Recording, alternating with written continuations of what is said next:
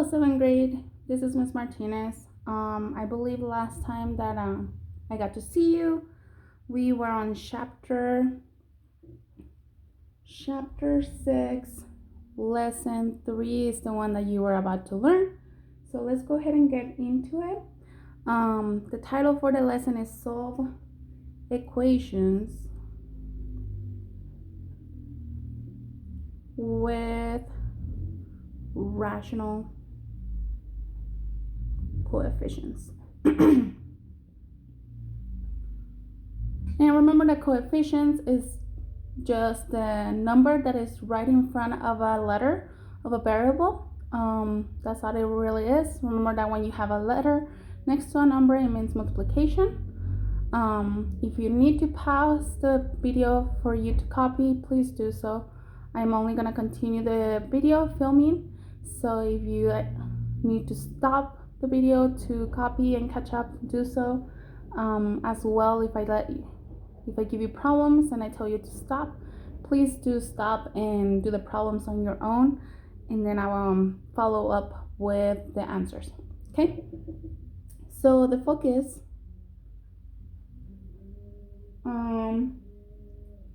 is 7EE4, and then 7EE4A. Since now that you're at home, you can always talk to your parents about what those mean. Remember, they're at the front of your math book, and they tell you what the goal is technically. Okay, there is no vocabulary for this lesson, so I'm just gonna go ahead and get started with some examples.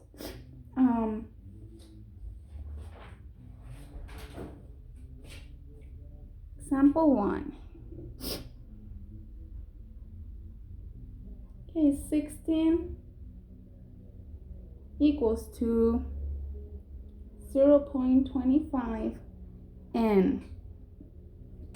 Just like I mentioned earlier, when you have a number next to a letter or a variable next to a constant, it means multiplication, right? So if you're not too familiar on it or you don't remember too well, this is technically telling you 16 equals to 0.25 times n. And last time that I saw you, we learned that the goal, the main strategy for this chapter was to do PEMDAS backwards. I know that looks like a G, but it means rewind. Some people liked the little uno symbol. You can do either one. So PEMDAS backwards or rewind or whatever you want to call it means that you're doing the opposite of what's going on with the equation to figure out the variable. So the opposite of multiplication means division. Okay, so we're going to divide the right side and the left side by 0.25 because we want to find n alone. So we're trying to get rid of anything that is by it. So now I have 16 equals to 0.25 times n. Okay, and then I'm gonna divide both sides. Remember that the strategy said balance and check, so that means that anything that you do to the left has to happen to the right. So 0.25. You're at home, so you're more than welcome to use the calculator if you want to practice on the skill. By the way, this means that it cancels, leaving you with n alone. So n gets transferred right there. Okay, so when you have 16 divided by a decimal, the denominator goes outside the box, the inside the box is 16. To divide a decimal into a whole number, you move the decimal to make it a whole number. But when you do that, you have to also move the invisible decimal that is technically right there, like money, $16, 16.00 pennies. You move it the same amount of places as you did on the outside. So now this whole thing turns to be 25, right? Because it became a whole number. and then 25 into 1,600 because we moved that decimal. So we know that 25 doesn't fit into into 1, it doesn't fit into 16, but it does fit into 160. If you think of it as quarters, how many quarters can you have in $1.60? Well, you can have 4 quarters for $1, and then for 60 cents, you can have 2 more quarters. That makes it into $1.50. And that was a total of 6 quarters. Okay, remember that you subtract. So 0 minus 0 is just 0. 6 minus 5 is 1. 1 minus 1 is just 0. We lower our 0. So now how many times is 25? How many quarters can you fit into $1? You can fit 4 quarters.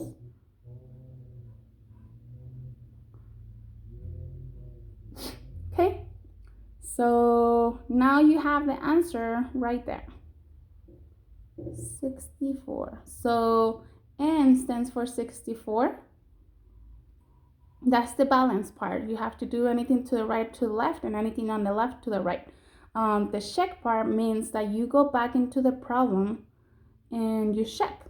So instead of having N, you substitute it by what you find out, which is 64. So 0.25 times 64. You have a calculator at home. I'm just gonna do it right here. I'm better at multiplying down wise. So I'm just gonna go ahead and scratch that out. And again, you can always pause the video if you need to, so that way you can catch up on the copying. 5 times 4 equals to 20. 5 times 6 equals to 30, plus 2 equals to 32. Okay, 2 times 4 equals to 8. 2 times 6, and we're done with that. 2 times 6 equals to 12. And then 0 times anything is just 0. So I'm just going to stop right there. 10, 3, 4, 5, 6, and then 1. The decimal is 1, 2 places, so it moves 1, 2 places. So yes, 64 times 0.25 equals to 16. 16. They equal. So this is the check part. This is balance and check. You'll always hear Ms. Montes and me calling them balance and check method. Okay? So let's go ahead and do one more example, and then I'll give you some to work on your own.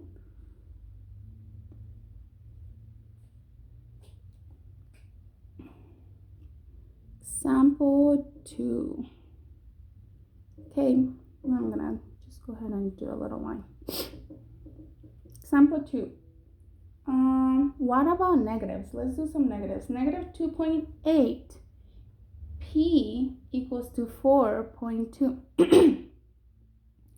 So we have the same skill. We have a coefficient, which means a number next to a variable. We don't know what P is. We're trying to find P. So the opposite of multiplication is division. We have to balance. That means you do anything on the left to the right. And because we're trying to find P, you don't divide by 4.2. You divide by anything that is next to the letter that you want alone. So we're going to go ahead and divide it by negative 2.8. Okay, let's do our balance. So P is alone because when you divide this by this, it just leaves P alone. Now, before we get into the actual division, a positive divided by a negative, it's a negative. So I'm going to go ahead and leave my negative symbol right there because I want to remember that the answer is negative, okay? So now 2.8 is outside, 4.2 is inside. I don't worry about the negative because it's already there. So we move the decimal to make it a whole number, and because you did it on the outside, you have to do it in the inside. This turns to be 28 into 42, okay? 28 into 42 only fits one time. So 28, 2 you have to borrow. This turns into 3. This turns into 12. 12 minus 8 equals to 4. 3 minus 2 equals to 1. So now you have 14. Now you can put a decimal right there. Let's annex. 28 into 140. If you think of 28 as 30, 30 goes into 140 about 1, 2, 3, 4. about 4 times. I'm just gonna go ahead and try 4. 28. 28 times 4. 4 times 8 equals to 32. 4 times 2 equals to 8, 9, 10, 11. Okay, let's see if I can fit another 28. 8 plus 2 is 10. Oh, look at that. It does fit another time, so it actually fits 5 times. And you guys know me, I'm human. I make mistakes all the time. And that's okay. This is why I did this, to check how many times it actually fits. Okay, so now we know that it fits 1.5. So 1.5, this is the balance part. If you want to go ahead and do at home the check part, you will have to multiply negative 2.8 times negative 1.5. And then a negative times a negative equals to a positive. And you should get 4.2. Okay, for time's sake, I'm just gonna move forward. I'm gonna give you 2 problems to do. Please put pause whenever you need to catch up on copying.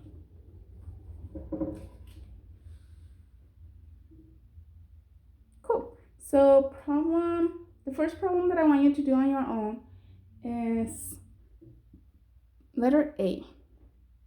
Okay, 6.4 equals to 0.8 m. And letter B. On that one, negative 4.7 x equals to negative 10.81. Okay, go ahead and put pause on the video, work the problem at home, and yeah. So by now you should have already worked on it. I'm just gonna go ahead and do this. You should have divided both sides by 0.8, and if you did it at home with the calculator, you should have gotten that m equals to 8. Okay, and then on this side, you should have divided the left and the right side by negative 4.7, and then a negative by a negative. You should have gotten a positive answer. It should have been 2.3. If you need to go back into the first 2 examples that I did, please do so and redo the problems so that way you can get practice.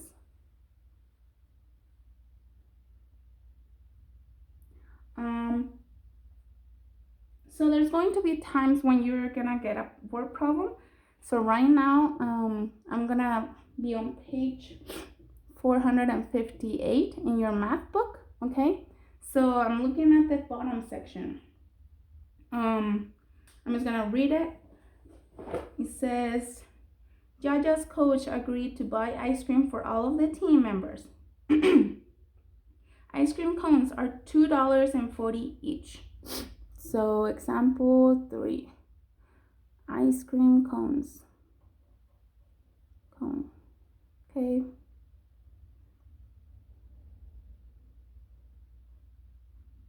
Here's your little ice cream cone.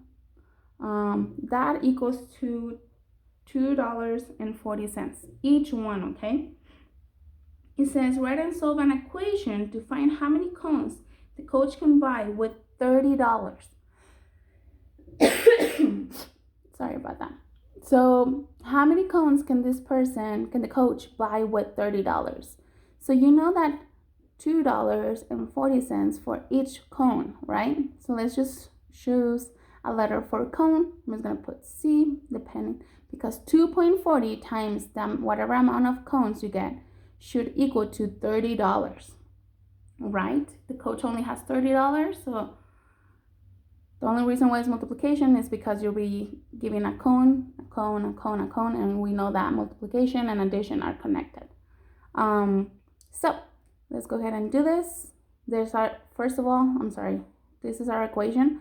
Now solve for it, because they're gonna ask you for 2 things. So solve for it. You divide by $2.40, some 40, C equals to 240, 30, move the decimal. This turns into 24. Actually, I'm going to move it just once because the 0 doesn't count. So 24 into 300, okay? 300. So 24 into 3 doesn't fit, but into 24 into 30 fits one time, right? So we subtract it, we lower our 0. 24 into 60 fits at least 2 times. So 24 plus 24 is 48.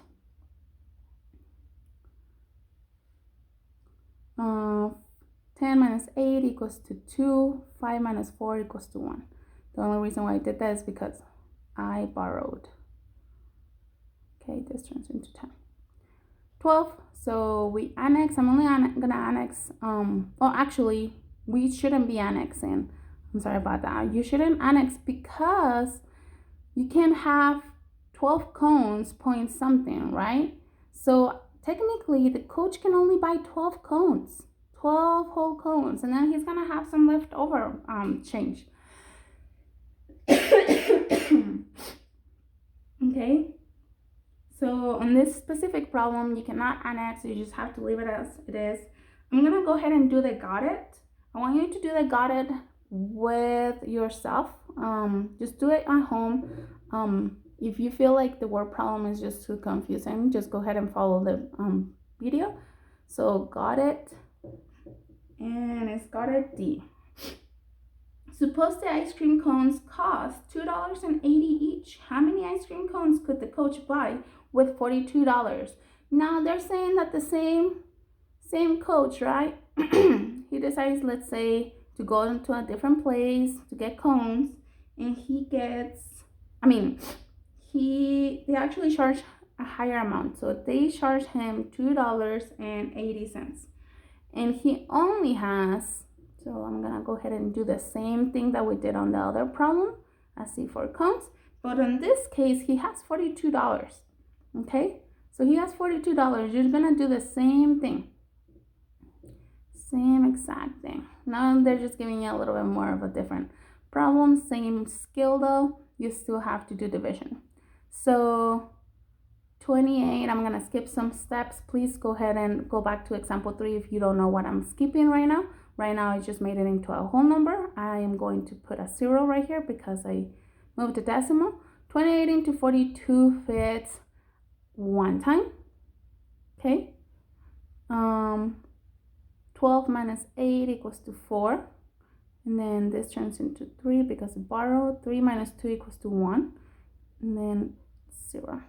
28 into 140 fits about, if we think of 28 as 30, 2, 3, 4, 5 times, right? I believe we did a problem that was really similar to this. Oh yeah, it was example 2. It's 5 times. So I'm just gonna go ahead and do that. And on this case, he can complete 15 cones and he won't have any change left over. Okay. So let's get into fractions. I know that's not your best. I don't think no one's favorites. But that's okay. Let's just work through it. So, example 4. Example 4. I'm sorry, my paper is crooked. Solve 3/4 x times x, or 3/4 as a coefficient, and then x is our variable, equals to 12/40. Okay, now you still have multiplication going on. You still have 3/4 times x. If you feel like fractions are too much right now, that simplifying is too hard, please go ahead and turn them into decimals, and then you can work them out as the same way as we did on the other examples. Remember that the denominator goes outside the house, the numerator goes inside the house, so that way you can turn it into a decimal. But for 6 and for the skill being learned, let's go ahead and practice doing it with fractions. So because right now it's being multiplied, you have to divide. Let's balance. You have to divide by itself, okay? Okay, now if you don't remember, this is called a complex fraction. That means that it has a fraction divided by a fraction. So we do KCF, keep, change, flip, or for some people, KFC, depending on what you prefer. So remember that you keep the first fraction, so 12 over 40. You change from division to multiplication, okay? And then you flip this one. So instead of being 3/4, now you have 4 over 3. And remember, when you multiply fractions, you just multiply across. Multiply across. So technically you have 12 times 4 on the top, and then you have 40 times 3. Okay, 12 times 4 is 48. 40 times 3 is, or 4 times 3 equals to 12. And then I'm just gonna follow up with a 0. Okay, now simplifying. Remember that you can always simplify, and I'm just gonna go ahead and write a little skill here. Simplify. You can always simplify with 2, 4, 3, 5, and I'm sorry, those are backwards. 2, 3, 4, 5, 10, etc. So both of these are even numbers. So I'm gonna go ahead and just do it by 2s. You can, if you already know the greatest common factor, please use that instead. If you are a beginner on simplifying, or you don't remember it too well, just follow along. They're even numbers, so I know for sure that number 2 fits into both of them, the numerator and the denominator. So when you do this, you have to do it to the top and to the bottom. That's how you simplify a fraction, okay? So 48 divided by 2 is actually 24. Okay, and 120 divided by 2 equals to 60. Now these two again are even numbers, so I'm just gonna use a 2 again.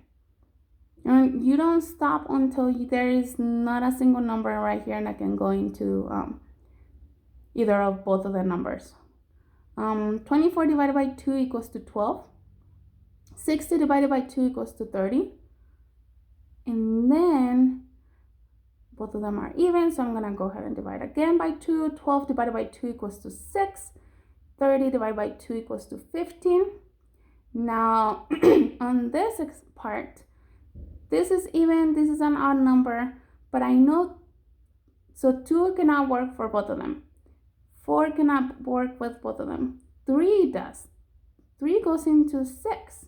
And 3 also fits into 15. Remember, you have to pick a number that goes into both of them. Okay, 6 divided by 3 equals to 2, and then 15 divided by 3 equals to 5. So x equals to 2/5. Okay, again, if you need to go over the simplifying method, there it is. There are the numbers that we usually use.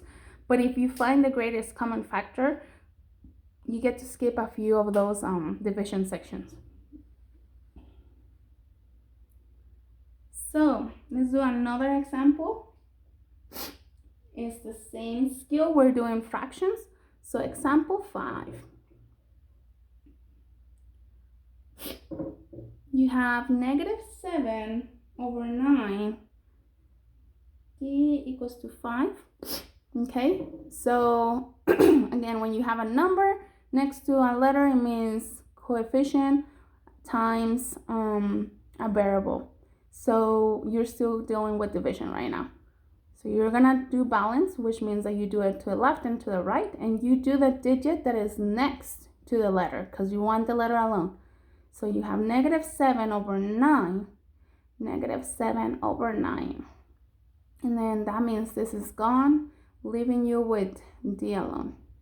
Okay, before I get to anything, a positive divided by a negative equals to a negative. So I know that that's for sure my answer. Now that I'm going to work on the problem, I don't have to worry about that. So keep, change, flip. Okay, so we keep the 5, but there's something that we have to do to that 5 because it's a whole number. And we're doing fractions, so we're just gonna put a 1 under it, remember? We change from division to multiplication, and then we flip the 7 over 9 to 9 over 7. Okay, now we multiply this way across. 5 times 9 equals to 45, and then 1 times 7 equals to 7. This fraction is different than the other fraction, right? This one has a bigger number on the numerator than the denominator, so you're dividing the denominator into the numerator. That's always a fraction. A fraction means division. So 7 goes outside and 45 goes inside. 7 doesn't fit into 4, but 7 fits into 45.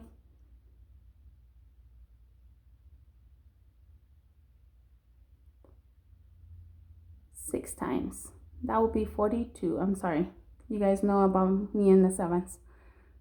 I struggle with them. So 45 minus 42 equals to 3. Okay. If it's 6 times, now 6 is our whole number. 6 is our whole number, so it's negative 6. But remember, so this is whole, this is numerator, and this is the denominator. We have a mixed number. Okay, so we have a 3 and then we have a 7. We have a mixed number. 3 is because it's the leftover pieces that you couldn't fit into the 7. Again, that's how we got it. Okay, so now go ahead and do on your own the following two problems. So for letter A, I want you to do 1/2 x equals to 8. And then I want you to do B, which is negative 7 over 8. Y equals to negative 21 over 64.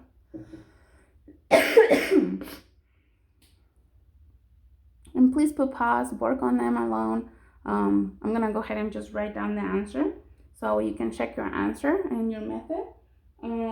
You're gonna end up dividing both of them by 1/2. You keep, change, flip. So 8 over 1 times 2 over 1, which is just 16 over 1, and 1 fits into 16 times. Okay, same thing. Divide by the digit next to the letter. Okay, so now you have negative 21 over 64 times 8 over 7. Okay, 8 times 21 is 168. Oh, and I'm sorry, negative times negative, I forgot about this. Negative times a negative equals to a positive, so I'm just gonna go ahead and get rid of those. 7 times 64.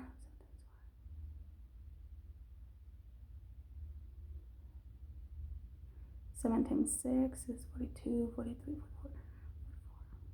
Okay, so you're gonna go through the simplifying method and you should end up with 3 over 8. Okay, so what I want you guys to do is page 461, all of it,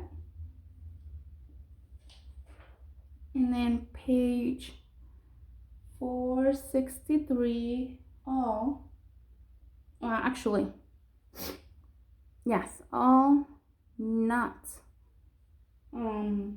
22.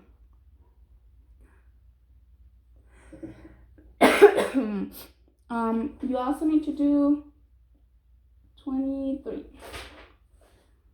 464, number 23. Thank you. See ya, kiddos.